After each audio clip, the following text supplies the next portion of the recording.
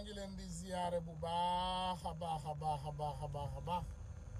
di leen jox seen wàccuwaay di leen nuyu nag ci ajjuma ji di leen ne jumaa mubaarak ñi ñu jiitu ñu ngi leen di ñaanal yàlla jéggal leen seeni ay bàkkaar te xare leen ajana ñi nga xam ne ñu ngi fi aussi te wéruñu ñu ngi ñaan yàlla mu fëggal leen seeni ay nopp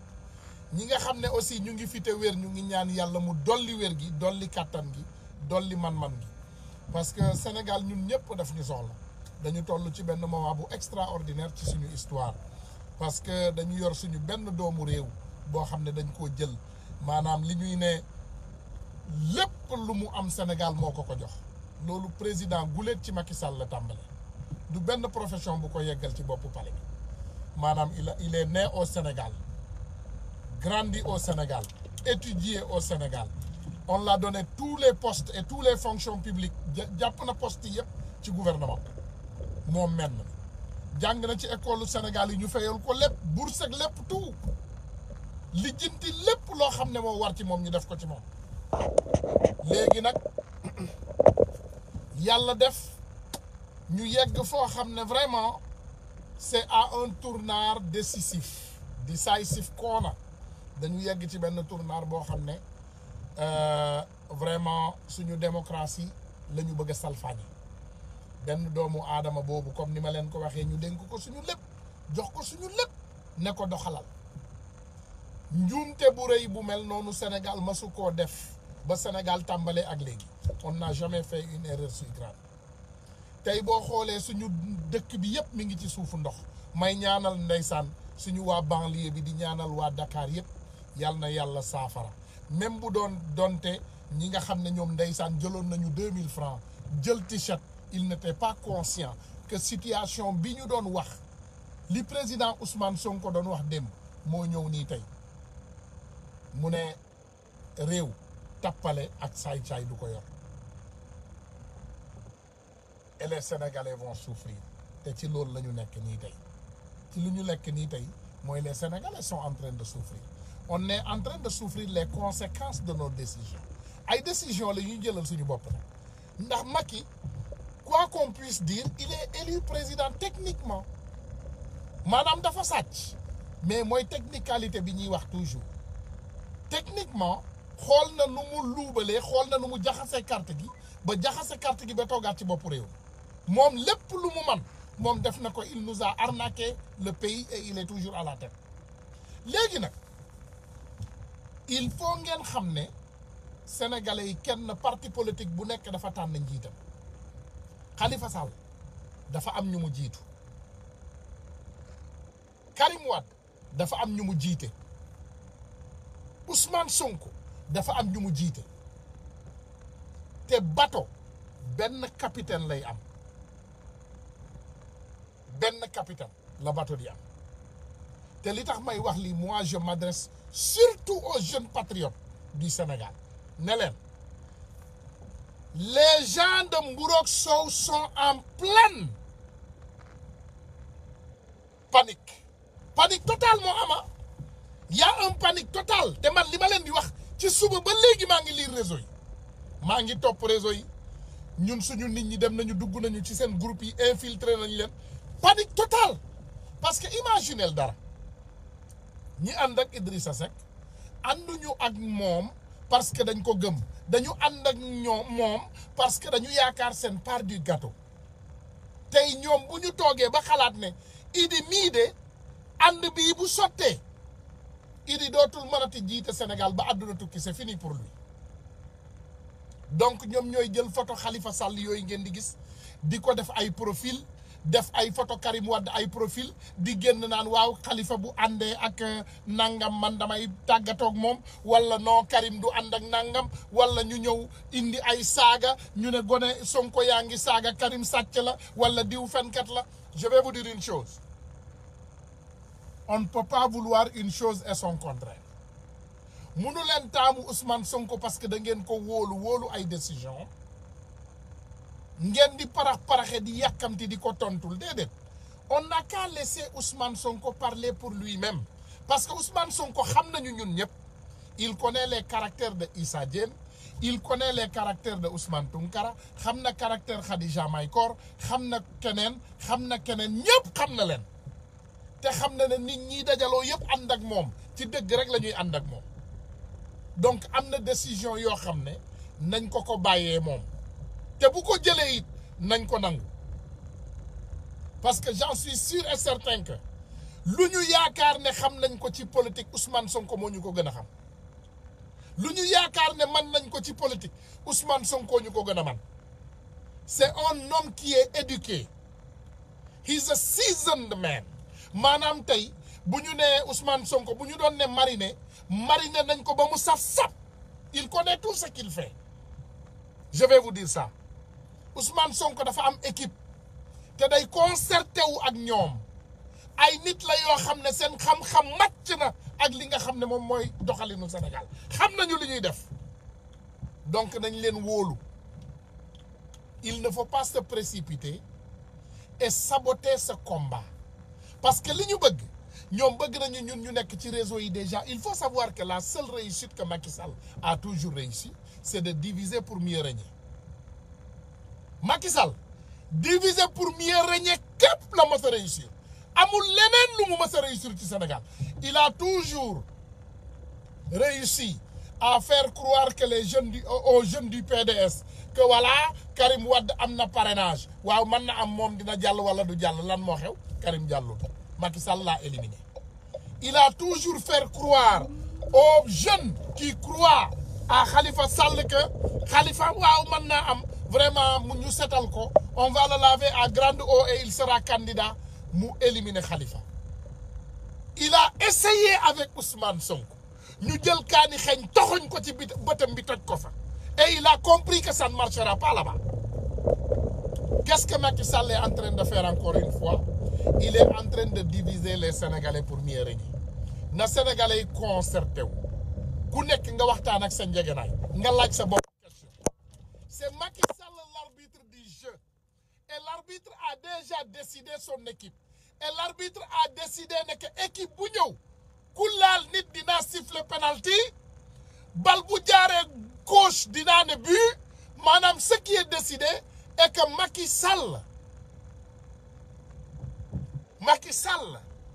dafa leer ne que moom jël na li nga xam ne moom mooy décision ba pare il faut savoir une chose moi je ne questionne jamais la décision de Ousmane Sonko parce que je ne peux pas vouloir une chose et son contraire man mënumaa ne man Ousmane Tounkara dama wóolu Ousmane Sonko wóolu décision yi muy jël wóolu taxawaay yi muy jël ci Sénégal waaye duma ko wóolu jamais j'ai confiance en lui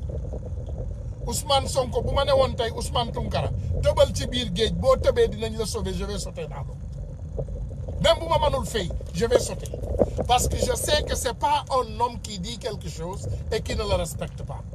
donc sénégalais jeunesse bi nañu bàyyi xel yàgg naa leen ko wax Khalifa n'est pas notre ennemi moi mon maire de Dakar c'est Barthélémy Diaz ak ku nit mën a tànn na moi mon choix de maire de Dakar c'est Barthélémy Diaz te ku ma ne woon tey guddi yi ñu toll ci Sénégal tey koy tànn comme président Ousmane Sonko lay tànn xaw ma luy xewi suba nag loolu yàllaa ko xam parce que comme je vous dis toujours adduna dafa tëradi du côté bële nag parce que defe naa boobu moom eux ils ont échoué leur chance l'opposition nañu taxaw ànd doon benn xam ne Sénégal pour gagner ay élection ci Sénégal avec ce machiavélique il faut que ay doomu aadama dajaloo ñu concerté wu il faut mu am coalition mu am nag coalition bu dëgër il faut avoir des messies dans notre politique parce que il faut savoir qu'on est contre xam nga tey bu doon Macky Sall dafa doon arbitre bu jub maanaam ay élection ñëw Sénégal mu jaarale ko yoon mu doxalee ko yoon ku gagné mu jox la ne la yow yaa remporté donc loolu xeex boobu dafay yomb mais c'est pas le cas on est dans un combat très difficile gis nga tey waa Benno Bokk Yaakaar du ñu nelaw ils ne vont pas dormir mais lan ngeen yaakaar de moo tax Macky Sall matte pouvoir bi ni te teewoo ko bàyyi lan moo tax xool leen il faut regarder boo leen xoolee fii lan ngeen di gis ñu ngi fii di saaga ils sont là voilà à insulter nitu idi yi waaye xam nga man moom sama cas du bari parce que je les bloque et je continue voilà li important mes frères mes chers amis li important wax naa leen ko dinaa leen ko waxaat nanu ànd doon benn nanu ànd doon benn say jéggal leen ma kii mooy auto kii sapeur pompier mooy romb donc je veux seulement sécuriser baal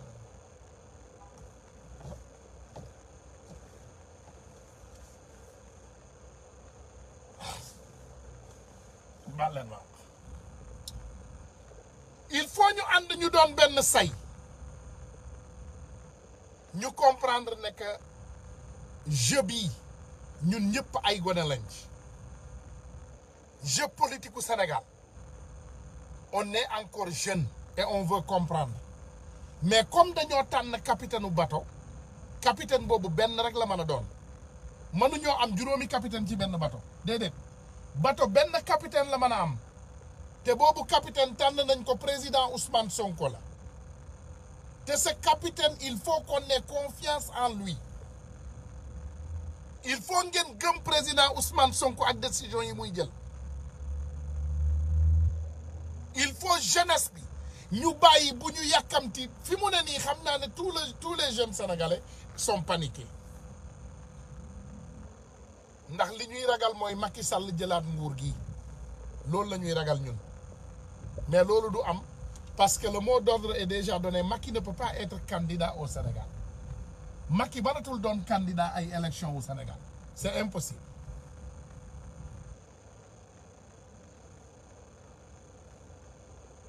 Macky mënatul nekk candidat ci ay élection au Sénégal je pense que loolu bépp sénégalais xam na ko te décision boobu jël nañ ko ba pare ça c'est fini mais léegi li des ñun ci opposition bi Ousmane Sonko waxoon na leen ko fan yële passé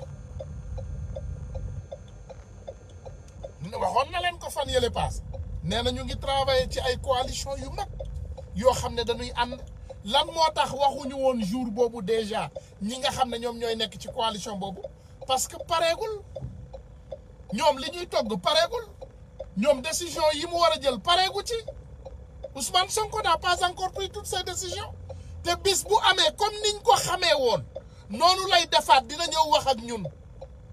te bu ñëwee wax ak ñun amuñu lu dul ànd ak moom ci décision bi mu jël parce que moom du paraxe di jël ay décisions et il ne prend pas des décisions pour se servir lui seul déedéet moom buy jël ay décisions day xool décision bi njëriñ doomu Sénégal yëpp décision boo xam ne ñun ñëpp suñu njëriñ a ngi ci donc nañu bàyyi loolu xel sans coaliser wu ay caaxaan la ñuy doxal waaye mënuñoo gagner ay élections ci Sénégal on ne peut pas gagner d'élection au Sénégal sans coalition manul nekk amul kenn ku mën a gagner ay élections ci Sénégal lan moo tax ngeen yaakaar ne Macky Sall bi Ablaye Wade ne bëreet rek mu dajale Sénégal yëpp def ko benn coalition tuddee ko Benno Bokk Yaakaar xaw ma Benno Tas Yaakaar wala Benno Bokk Bakaar lan moo tax c'est parce que Macky Sall il est assez conscient il a été directeur de campagne il a été ministre de l'Intérieur et quoi encore Macky Sall moo leen gën a xam ne ay élections mënuñu koo gagner Sénégal sans benn coalition et il nous a réveillés yee nañu wax nañu exactement wan nañu exactement yoon bi nit di jaar pour gagner élection donc ça c'est un plus atu la pour ñun léegi lu tax yéen ngeen bañ loolu ñun li ñu gëm loolu la ñu gëm bu ma Sonko ne woon tey ah Ousmane de man de gëm naa ne Bassirou Diomaye Faye il est un meilleur candidat que moi te boo leen àndee ak moom doo leen jum wallahi billahi tallahi dinaa ànd ak moom parce que dinaa xam ne du ma jum parce que gëm naa ki nga xam ne moom laa tànn man gëm naa ko bateau benn capitaine lay am mënuloo dugg ci ab bateau te wóoluwoo sa capitaine kon xanaa yow da ngay dem ba ci diggu géej gi rek mu sooxal parce que y a des capitaines tordus xam leen loolu am na ay capitaines yu jubadi ay capitaine yoo xam ne ñoom bokk nañu ci mafia yoo xam ne ñoom ñoo tax bateau yi noox am na ay capitaine yu mel noonu mais Ousmane Sonko n'est pas de ce genre. Encore la jeunesse sénégalaise delloo si waat leen seen xel ñun benn capitaine la ñu am bàyyi leen capitaine bi mu jël ay décision équipe de football est-ce que benn nit moo ko constitué équipe football du benn nit moo ci nekk équipe football ay nit ñu bari ñoo ciy nekk équipe la 11 joueurs lay am ay remplaçants bu ma juumul 4 donc il y a 15 joueurs dans l'équipe te bu ñu tànnee vraiment les 11 joueurs yu baax toujours même ci remplaçants yi da ngay gis ñoo xam ne dañuy xaw a mer te loolu ngeen gis ni dans l'opposition am na ci ñoo xam ne seen xol seddul mais loolu du dara c'est parce qu'ils se pensent des partants et ils sont des remplaçants donc loolu du problème ñun li ñu intéressé le Sénégal c'est notre Sénégal à nous ñun ñëpp ñoo ko bokk benn doomu aadama rek moomu ko te benn doomu aadama rek mënul jël ay décision au Sénégal yëpp Sénégal déjà coalition la séeréer baa nga fa njaago bi joolaa bi mankaañ bi tukuleur bi saraxole bi wolof bi te nous tous ñu ngi live together in harmony même bu ñu amee ay jafe-jafe donc ma ne Sénégal xam ngeen ne kenn mënu koo yor sans ay coalition il ne faut pas qu'on soit radical ñun nañu déglu suñu capitaine bàyyi leen nag di tontu bàyyi leen lu romb rek dafa am ay répondeur automatique xam nga yéen doxu leen ci ay pexe yu bon yéen ay pexe yu baax ngeen di dox am ay xol yu rafet mais xam leen ne ñii ñu ko sekkal ñoom ci ay pexe yu bon rek la ñuy dox donc ñoom ñu ngi créer ay faux profil ñu ngi saaga ay nit ñu ngi tuumal ay doomu aadama ñu ngi jaxase ay nit loolu yëpp ci bañ a dajaloo bi la parce que imaginez li ñuy tudd ni yëpp Messi Neymar Mbappé ah nga dolli ci maanaam nañu indi kan encore défenseurs yi nga dolli ci Sadio Mané boo ko indee nga ne ko carax foofu beneen attaquant ah nga indi suñu góol boobu Mendy nga teg ko ci kaa yi nga indi ñooñu yëpp mais Macky Sall fa muy jaar bay gagner ay élection fan lay jaar il va passer où il va passer où Ousmane Sonko lenn kese la woote nee na tout Pastef tous les jeunes allez vous inscrire dem leen inscrire tous les jeunes du Sénégal est-ce que dégg ngeen beneen parti politique buy woote loolu est-ce que dégg ngeen Benno Bokk Yaakaar di woo ay nit ne leen dem leen inscrire déedéet xaalis bi ñu yor am nañu budget ils ont le budget pour faire la publicité est-ce que mas ngeen leen dégg ñu def publicité ne dem leen bindu ji ak yeneen kàccoor yi nga xam ne ñu ngi foofu toog noppi di xaar ku leen sexal dara pour ñu ranger wu est-ce que dégg ngeen kenn ci ñoom ne doomu aadama yi dem leen ranger wu non duñu woote parce que ñoom gëmuñu Sénégal Macky mi ngi ci li mu nekk ñun li ñu gëm Sénégal la il faut savoir que man maa gën a nekk anti système Ousmane Sonko croyez-moi si je vous le dis man maa gën a nekk anti système mais politique dafa am nu muy doxe politique il faut nga am compromise li tudd compromis il faut nga am ay mbir yoo xam ne il faut ngeen toog waxtaanee ko parce que benn doomu aadama moomul Sénégal Ousmane Sonko même bu nekkoon président bëgg a changer ay loi dëkk bi mais mënu koo changer par force il faut mu waxtaane ko nit ñi lan moo tax tey Amérique di négocier ak Taliban les Américains sont en train de négocier avec les talibans du ñoom ñoo leen tuddee ay talibans mais pourtant ñu ngi négocier ak ñoom ñaata année la ñu def fële Afghanistan 20 ans les talibans ont repris le pays fi mu ne Amérique mooy négocier ak ñoom pour bu ñu fetal nañu xaar pour Amérique génnee doomam yi ñu ngi négocier encore naka lañ fa mën a amee ambassadeur pour mu mën a liggéey ak talibans yi en harmonie et pourtant Amérique première puissance mondiale la mais doole moo doxalatul àddina léegi radicalisation moo mënatul doxal àdduna léegi àdduna on ne peut plus être radical il faut nga mën a toog nga ànd ak sa sago nga comprendre waxuma leen nag négocier Sénégal waxuma leen jël Sénégal def ko gâteau partagé ko parce que Amérique deful Amérique gâteau partagé ko Amérique lu mu négocier ak Afghanistan est-ce que dañu jël Amérique tracé ko di ko def gâteau di ko partagé di jox ku nekk ay terrain wala ay xaalis wala ay milliards.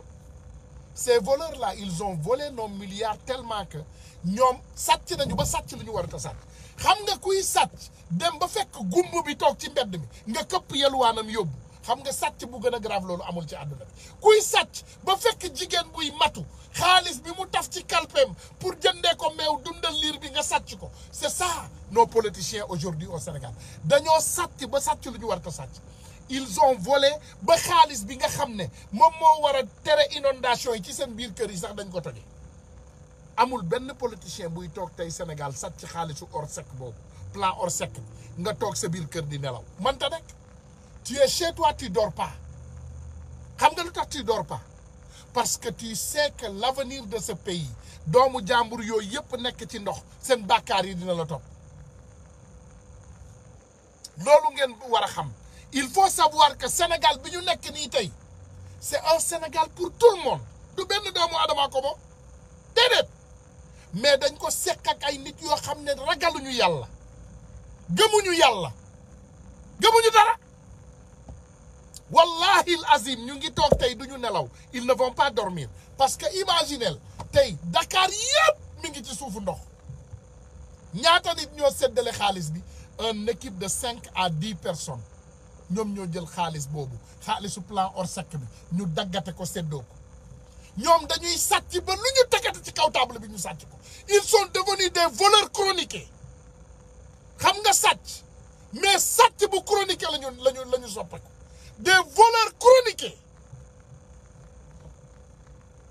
ngeen defe ne réew moomu mën naa dox bu ñu toogee ne lépp dañuy toog rek bàyyee ko benn nit ngeen defe ne yéen Macky Sall dina toog doxal Sénégal ay élection yu normal ne wala président Ousmane Sonko moo gagné na yóbbu yéen gëm ngeen lool yéen gëm ngeen Macky Sall mii toog ci bopp réew mii tey muy gérer ay élection ne président Ousmane Sonko moo gagné vraiment nañ ko jox mu yóbbu vraiment moom moo gagné nañu teg mbir mi ci yoon c'est lui qui a gagné les élections na dem déedéet ça ne va jamais se passer ngeen defe ne Macky Sall dina ne Karim Wade gagné ay élection xaar leen ñu jox ko mu dem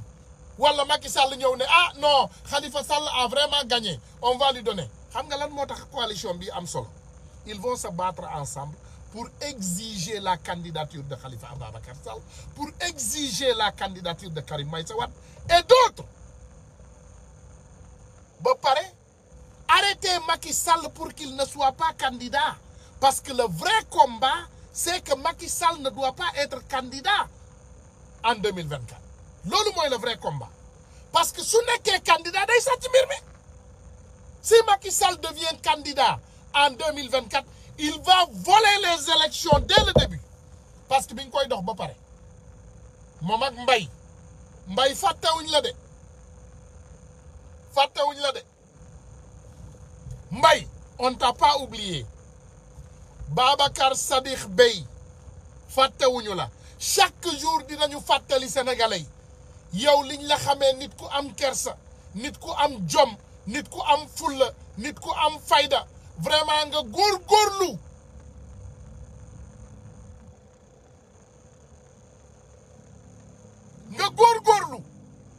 ba yegg fa nga yegg dans ta vie benn charlatan ñëw jël la utiliser la comme arme Khalifa Ababacar nga jël li Sénégalais yëpp bokk nga koy sàcc di ko jox Macky Sall muy ay élection fichier électoral bi laaj nañ la nga génne ko teg ko ci yoon te ma laajaat encore doomu Sénégalais yi ngeen neel ma Youssou Ndour ne ko caméra de surveillance bi ne ko génnee teg ko bu boobaa ñu wàcc ko parce que ñun li ñu intéressé mooy dëgg rek moo ñu intéressé gis nga boo leen toogee nangu leen coalition Macky Sall li muy def ci élection yi moo gën a raw li Alassane Ouattara def parce que Macky Sall rusul toog ci ay élection Sénégal ne moom gagné na ko à 100% du ko wàññi dara ma wax leen Macky Sall rusul lool de toog ne furaas élection yi toog ne gagné naa ko 100% maa yóbbu ndam moom rusul loolu xam nga au moins bu dee sàcc bu intelligence sax dina ne ma sàcc 1% 2% déedéet il va voler tous les 100% après vous aurez des problèmes yéen xam ngeen ne élection yii passé ak ni doomu aadama yi voté xam ngeen xel ne bu dee premier am na ci dëkk bi mburoog sow nekkul woon deuxième yéen xam ngeen loolu waaye tey boo leen gisee ñu def mburoog sow deuxième parce que xamoon nañu ne ñi mburoog sow àndal ñooñu du ñu génn xeex mais xool leen gone Idi yi est-ce que gis ngeen leen ci benn xeex du ñu xeex c'est des traîtres comme seen baay 6 mooy 9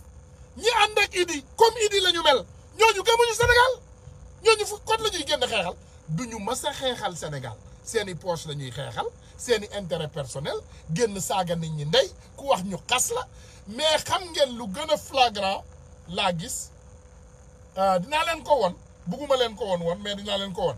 léegi wax leen ma set Nafissatou Lo ngeen wax ma exactement kii ci ban parti politique la bokk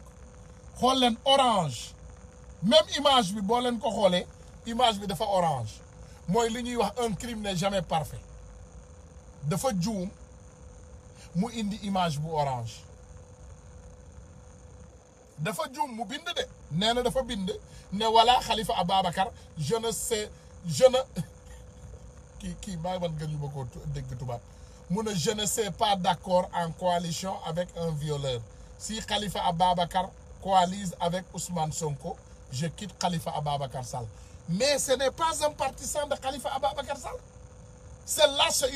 une partisane de Rewmi xam nga partisan wu Khalifa Ababacar Sall yi ay intellectuel la ñoom du ñu bind je ne sais pas d'accord déjà mais aussi du ñu utiliser orange background xoolal li kii benn nilaar la bu toog ci benn gox Thiès li ñuy ne vraiment nitu Thiès bu toog ci benn suufu lal Thiès jël bind yu ñaaw yu mel nii di ko bind c'est tout simplement purement ça te ñun dañu topp source bi xam ngeen Tounkara man bu ma gisee affiche yu mel nii damay topp source bi ay nitu Idi la ñoom ñoo jël ay profilu Khalifa Ababacar Sall defar ay faux profil yu bari nag xale yi bu leen tontu de ne répondez pas s'il vous plaît c'est pas les personnes de Khalifa Ababacar Sall qui écrit ça Khalifa Sall ñi mu gëm du ñu bind loolu te il ne parle pas comme ça Khalifa Sall n'est pas vulgaire te ñi ko topp ils ne sont pas vulgaires comme ni Ousmane Sonko mel Ousmane Sonko n'est pas vulgaire amul benn gone bu topp Ousmane Sonko bu vulgaire mais nag Ousmane Sonko dafa joxe ndigal mu ne ku leen dóor fayu leen il faut vous défendre léegi nag ndeysaan comme ñoom xam nañu loolu moo tax ñuy indi ay caaxaan di jaxase doomu aadama yi mais Idi lan ngeen ko xamee Idi naa fekk la jaxasekat la donc ñi topp Idi lan la ñuy doon leneen tel père tel fils mais Idi ñi mu àndal ay naa fekk lañu parce que moom naa fekk la naa fekk nu mu noo leen bëggee mu ànd ak ay nit ñu baax Ousmane Sonko nit ku jub la te du ànd ak ku jubadi Ousmane Sonko nit bu jubul sax du wax ak yow déedéet yow soo jubul nga bon te gëmoo yàlla te doo def yoon wallahi billahi tallahi lazim boo ma gëmul essayel nga bëgg a xam Ousmane Sonko doo ko xam du la laal du la jege parce que nit la ku jub te lu jub lay dox donc ma ne je dis encore une fois restons unis restons intelligents ndax dofu leen de amul dara lu dof ci yéen en attendant nag ma tegal leen musique bi ma ñëwaat voilà ma tegal leen ko léegi ngeen dégg il faut nag ngeen xam voilà parce que mbir nee nañu leen gis nga doomu aadama xool leen fii ak barxa critique yéene kaa ne waa kër Macky Sall day lu waay xam boote doomam ku nekk ngi jéem a rawale sa bakkan laa la wax moo tax ña ngay reyante seen biir di galgalante ña ngay yàqante kay waaw ki yàqu kay Idrissa Seck la omel tribune yéene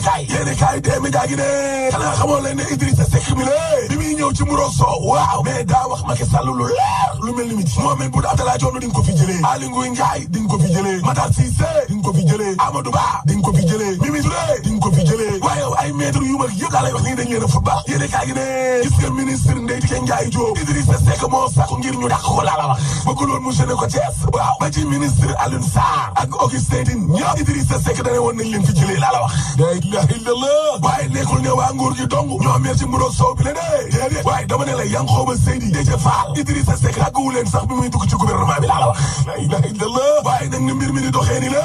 Amadou Ba day dellu soit na di Aly Ngouille Ndiaye kasaalika gis nañ ko Macky mais ay ñoom Omar Youm ay Mohamed Boun Abdallah Dionne Matar Cissé dellu soit inspection générale d'état jox leen ngay frère am bi la di Cheikh Cissé pour mairie bu Dagana waaw Mimi Touré gisaat nañ koog mag Amadou Ba gisaat nañ koog mag Aly Ngouille Ndiaye gisaat nañ koog mag Tribune yéene kaa de en tout cas day mbooloo mi yëpp buñ dellu soité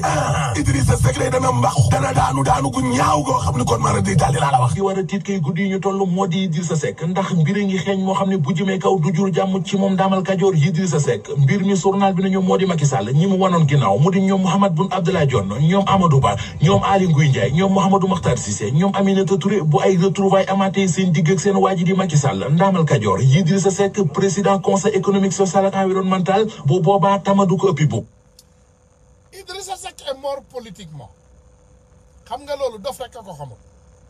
Idrissa Seck may xam nga boo leen déggee Sénégal tampi Fuuta tampi nangam billahi Idrissa Seck tampi Idrissa Seck may xam nga tampi le pël di wax balaa may yi mooy dee na Idi may Idrissa Seck dee na moom moo la gën a xam loolu les jeunes de réew mi ils connaissent ça plus que vous gone réew mi ñoo leen gën a xam ne Idi dee na Idi may mais Idi fan lay dundaate est-ce que xam ngeen ne même ndaje Thiès bi Macky Sall moo ko organisé jënd ay t-shirtam yu orange ànd ak ay jeunes am solal leen ñoom ñëpp orange mu ne kontaan na lool ci mburoog soow mi poñse bi la wax mais est-ce que xam ngeen luy poñse en réalité yéen sénégalais ñi xam poñse boo dugalee mburu mi ci soow mi day naan soow mi mu jeex donc Macky bi mu jëlee Idi poñse ko bi mu jëlee mburu mi poñse ko ci soow mi mais dafa naan soow mi mu jeex et Idi est devenu fou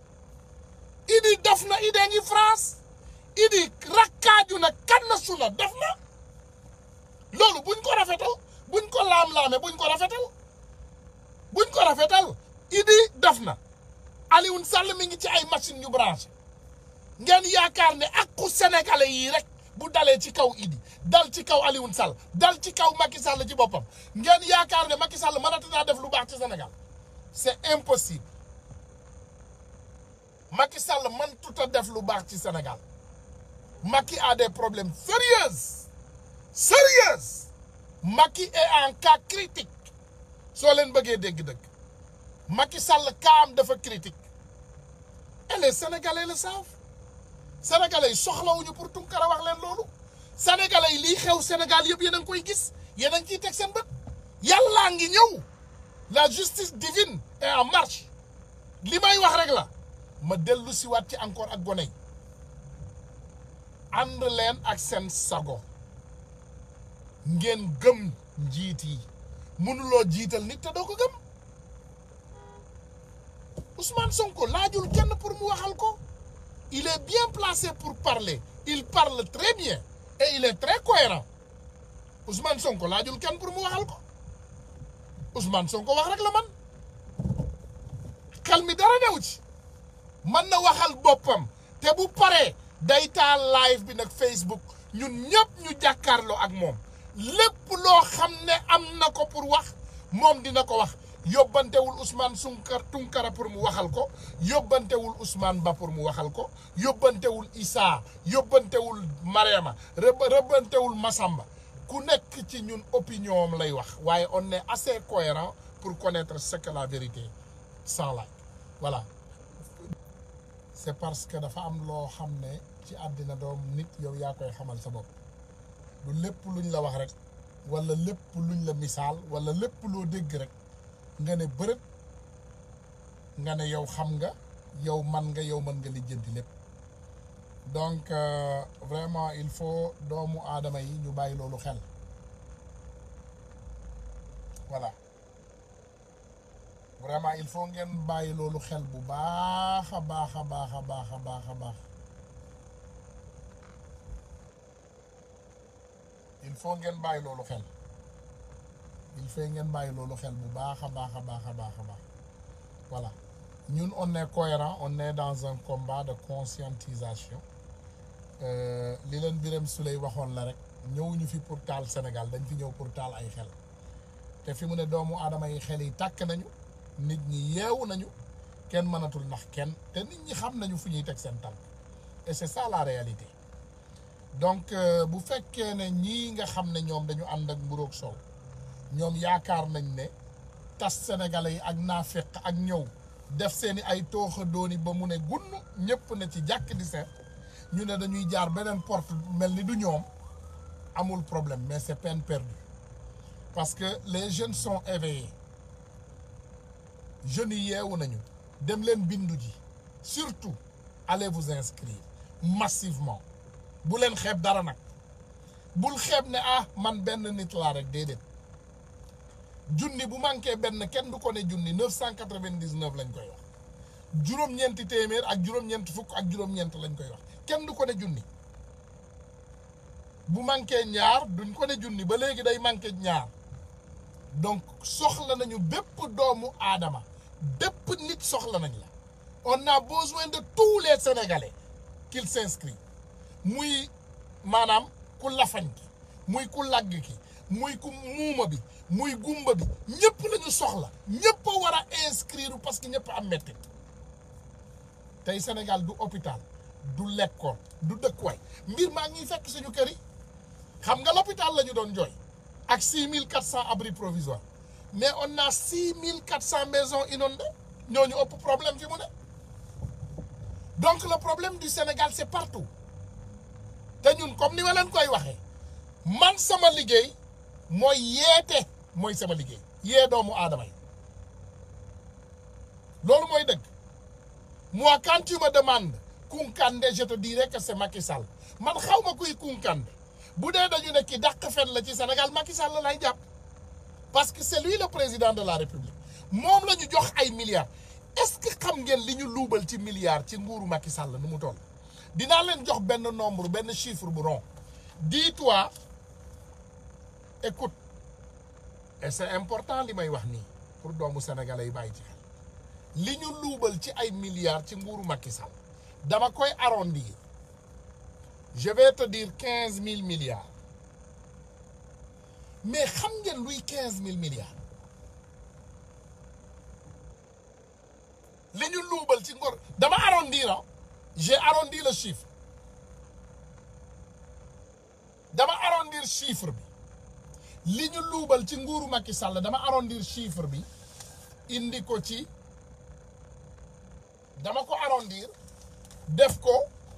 5 000 milliards non 15 000 milliards hein je l'ai arrondi 15 000 milliards 15 000 milliards c'est extraordinaire baal leen ma big bi sax dafa bañ parce que big bi sax dafa bañ a bind chiffre bu toll noonu big bi moo bañ bind chiffre bu toll noonu 15 000 milliards xam nga lu ci doomu aadama mën a def big bi bañ na le big a refusé big bi bañ na bind chiffre bu toll noonu ma def bu Sénégal bi voilà 15 000 milliards da ngay bind 1 nga bind 5 15 000 après nga bind 9 0 mais mon cher regardez le chiffre 15 000 milliards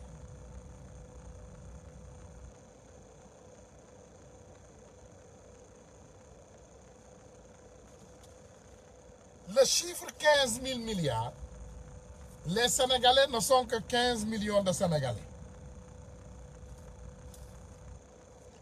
xam nga xool leen ñaata zéro moo des ci ginnaaw buñ ko séddale woon doomu sénégalais bu ne ba ci liir bi day am 1 million ci biir këram déggoo ma de bu ñu séddale woon 15 000 milliards doomu sénégalais bu ne dañuy yëkkati 1 million ne ko yaa moom lii déglul li may wax de mooy bépp Sénégal bi tout et en tout kenn ku nekk ci ñun dafay am 1 million ci loxoom 15 000 milliards buñ ko séddalee déggoo ma de mooy Sénégal gi yëpp ku ne day am 1 million kenn ku ne 1 million lay am li Aliou Sall sàcc rek 6 000 milliards yi kenn ku ne 400 000 lay am mais lii c'est 15 000 milliards donc boo ko dajalee sénégalais bu ne 1 million lay am on est dans un match de football on a besoin d'une équipe pas une personne. Une personne ne constitue pas une équipe. benn nit du équipe c'est un match de football on a besoin de 15 joueurs 11 partants et 4 remplaçants loolu lañ soxla donc les mouvements citoyens adhérez-vous les partis politiques coalisez-vous loolu mooy réalité ku la ko waxul dalay nax ku la waxul loolu dalay nax si Ousmane Sonko ne coalise pas Khalifa Sall ne coalise pas Karim Wade ne coalise pas ils ne peuvent pas gagner des élections au Sénégal c'est impossible ku la ko wax nax na la dañ ñoo bëgg a divertir li xew Guinée gis nañ ko on était là on a regardé Cellou Dalein et Lassana Conté et Alpha Condé qu'est-ce qui s'est passé mais on était là on a regardé la Côte d'Ivoire on était là on était présent yàggul yàggul ça ne fait pas longtemps on parle de 1 an 2 ans on était là en 2012 on était en vie deewuñu ma ne la keroog bi ma dajee ak ñi ànd ak Macky Sall 116e fii ci Harlem matuñu woon juróom-ñetti nit way Macky a gagné way tànki pënd nag dawalkatu taxi ndeysaan sama xarit yi ay ndeysaan tey ñii def nañ leen lii ñii def nañ leen ay nangam léegi ñoom ñëpp ay ndaanaan lañu ay ngand lañu costume la ñuy dóor sol ay dàll yu ñu siire am ay chauffeur kenn non mais c'est extraordinaire ci réew moomu la ñu dëkk mooy ngóor a yeggal xam nga man au moins je suis sérieux avec les Sénégalais man xam nga yéen a ma gis nii maa ngi jàppale Sénégal pënduma yor naa oto bu rafet maa ngi lekk-lekk yoruma oto bu rafet yor naa ay oto yu rafet yor soxna su rafet yor ay doom yu baax ñuy jàng ñuy liggéey comprendre nga amul dara loo xam ne soxlaal naa ko Sénégal te wax naa leen ko nee naa leen bis bu ma xeexee ba Sénégal am ndam damay gàdduwaat samay dëbës ma dellu ci sama njaboot loolu moo ma intéressé damay delluwaat ci sama njaboot je vais retourner chez mes enfants ma femme mes enfants ma famille a besoin de moi sama njaboot dañ ma soxla je vais retraiter à 55 ans ma jël sama njaboot ma nekk ci jàmm toppatoo samay doom li neex sama soxna ma dox ci mais pour toog fii nit ku nekk ku jàppale Sénégal rek nga am loo ci xaar le don de soi pour la patrie incha allahu rabbi moi je ne fais que le don de soi pour la patrie tout ce que je fais mon don ma part à ma patrie loolu rek a ma intéresse leneen li yëpp intéressé wu déedéet ça m'intéresse pas je vous le garantis et je vous l'assure dinaa ko signer sur papier ça m'intéresse pas amul dara lu ma intéressé dul xeexal sama dëkk pour ngeen nekk ci jàmm ngeen am ndox mu set ngeen mën a génn ci ndox moomu mel ni ay jën tey boo xoolee Kër Massar les personnes sont devenues des poissons ay nit léegi ay jën lañu nekk ci biir géej di ñaan yàlla nu ñu yeggee seeni ay kër écoutez ça ay doomu aadama yuy ñaan yàlla pour yegg seen kër sénégalais yi benn ñaan laa leen di ñaanal leen ma ajjana ñaanal ma jàmm ak salaam ñaanal ma wér loolu rek laa ñaan je ne demande rien d'autre loolu képp laa ñaanal leen ma yàlla mu continuer ma wéral ma continuer xeex et je vais me battre jusqu'à ba sama noyyi bu mujj wallahi until my last breath I will fight for my country te duma xeex ci intérêt doomu aadama I will never do that I will not fight for someone for their interest I will fight for the interest of my country for the interest of my people dinaa xeex nag dinaa xeex ba sama ba dugg boîte vocale wallahi lazim I will fight I will only fight for my country's liberty dinaa xeex ba sama réew am liberté totale des délinquants ak ku mu mën a doon nag kuy jiitu Sénégal yàllaa ko xam mais moi je suis pour une coalition forte parce que xam naa ne pour jële fi bandi yi il faut ñu coaliser ñaari choix moo mën a am Sénégal coaliser jële fa bandi yi wala bañ a coaliser bandi yi toog fa ba faw loolu rek mooy wax coaliser pour bandi yi jóge fa wala ñu toog fa ba faw bu ñu coaliser wul amul benn moyen buñ fi mën a jëlee saay-saay bi ak ñi ko topp billahi wallahi tallahi la si amul benn moyen. c'est un match de foot nag comme ni ma leen koy waxee nañ ci dellu si waat c'est un match de foot. bàyyi leen attaqué doomu jàmbur yi bàyyi leen attaqué quoi bàyyi leen attaqué opposition bi on n'a qu'à arrêter d'attaquer la coalition nañu bàyyi attaqué coalition bi nañu bàyyi attaqué opposition bi l'opposition c'est une opposition lan lañ fi nekkee c'est pour s'opposer tant que gisu leen nit bu dem ci Macky nañu ñaaw njott rek parce que tey politique u Sénégal nañu waxante dëgg ñaaw njott moom il faut ñu def parce que on ne sait plus ndax ku ñu newoon man bettuma man yàgg naa leen ko wax mais am na ñoo xam ne tey boo leen newoon Idrissa Seck dina dem ci Macky Sall mënuñu ko gëm. On va dans des élections présidentielles la personne qui est sortie deuxième techniquement dans le pays a accepté de se rallier derrière lui. Il l'a fait renvoyer, le premier ministre il l'a fait renvoyer toutes les personnes. Macky Sall moo ko ëpp xel Macky Sall dàq ñëpp temporairement yàq ko moom après jëlaat ñëpp indiwaat leen Macky Sall parewul joxe nguur gi Macky Sall négocié wul nguur gi ak Massamba nii Mademba du jox Karim réew mi comme ni ko nit ñi di waxee génn ngeen fi saaga ngeen fi Karim xas ngeen ko wax ngeen ko ñaawteef bu ne Macky Sall du jox Karim Wade réew mi génn ngeen fi wax ngeen lu ne Macky Sall du jox Idrissa Seck mii réew Macky Sall leen gën a xam ne Idi il est mentalement instable Macky Sall il est instable nga defee ne kooku dina jox réew di ko jox Idi mais Macky du jox Idi réew mi Macky dafa parewul pour joxe Sénégal Macky son plan c'est toog Sénégal ba 2035 te mbabba yi ko wër d'accord nañ ci mbaam yi ko wër nii ñoom d'accord nañ ci ñoom na fa toog tant que ñoom ñu ngi jot ay milliards di ko di luubal ay millions te kenn du leen jàpp mais ana Mansour Faye le ministre de l'urbanisme et du transport tey Sénégal coono bi mu nekkee ni ana Mansour Faye doomam a ngi jënd ay immeuble Mansour Faye ci boppam mi ngi defar ay tali yuy dem këram Mansour Faye boppam la tal Sénégal gars yi retraité nañu bu yàgg gàddaay nañu mais xoolal li xew Sénégal où sont nos autorités waa ji sàcc suñu Oryx yi moo génn démb mu ne moom day créer 10 000 emplois balaa ngay créer 10 000 emplois doo lijjanti foofu banlieue bi doo ko lijjanti ah banlieue Sénégal bii nekk ci suufu ndox Sénégal yépp a ngi suufu ndox l'union fait la force man maa ngi ànd ak coalition maa ngi ne jubbaaral ci biir coalition man daal lu ñu woote loolu laa wax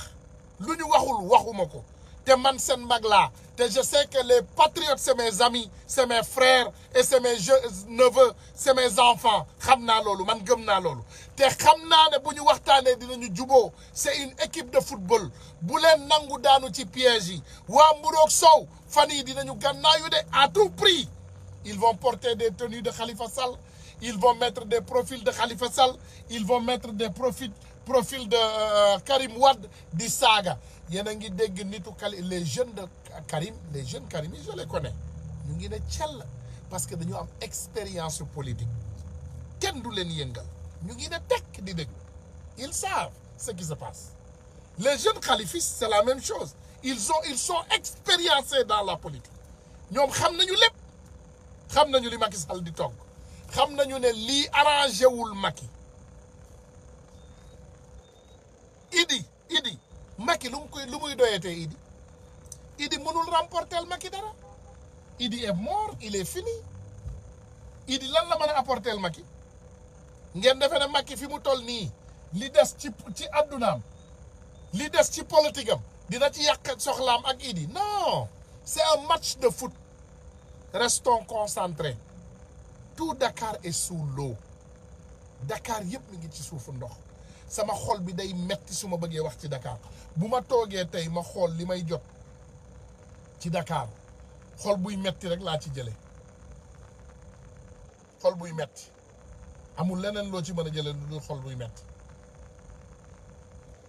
amul dara loo mën a jëlee tey Dakar lu dul xol buy metti boo xoolee Sénégal tout est sous l'eau lépp nag tout le Sénégal est sous l'eau du Kaolack du Kër Massar du Dakar fépp mi ngi ci suufu ndox Ça, on appelle ça un gouvernement qui a démissionné. Gouvernement bu démissionné. Gouvernement bu gàddaay moo am Sénégal. Gouvernement bu amul benn njariñ dafa nekk rek buñ ko nee tëbal mu ne tekk buñ ko nee toogal mu ne tekk moom daal mi ngi toog fi mu toog amalul Sénégalais yi benn njariñ nag ci ay tappale rek di préparer ay tappale di préparer sàcc ay élection loolu mënta am mbooloo rek mooy doole daseet bu ñu booloowul mënuñoo gagné ay élection Sénégal mënuma nag continuer répéter sama bopp ba suba maa ngi leen di jaajëfal di leen remercier di leen ñaanal jàmm di ñaan yàlla mu may ñu kattan pour ñu continuer xeex ñu ngi ñaan yàlla pour mu continuer ñoo may kattan ñu continuer xeex mu ne j'ai une vidéo Saint-Louis aussi est sous l'eau voilà dégg ngeen ko léegi ana Mansour Faye ana plan Orsec fu mu toll plan ba nga xam ne 750 milliards lañ ci waxoon ñoom ñu juum ñu ne 766 milliards lañ ci def ana koppari ana fu mu jaar ana kat moo mën a teg bët benn dërëm boo xam ne Macky Sall dugal na ko ci plan Orsec gas nañu ay pax pour nax nit ñi bi nit ñi noppee ñu bàyyi pax yooyu les trous là sont devenus encore même plus dangereux gis nga pax yooyu ñu gas moo gën a grave bañ a gas ça c'est extraordinaire Sénégal yàq nañ ko sàcc nañ ko jaxase nañu lépp waaye kenn bum ñu delloo ginnaaw dem leen bindu ji allez vous inscrire s'il vous plaît massivement partout dans le Sénégal nag tàmbale ko ci sama dëkk ba Vélingara on a pris une décision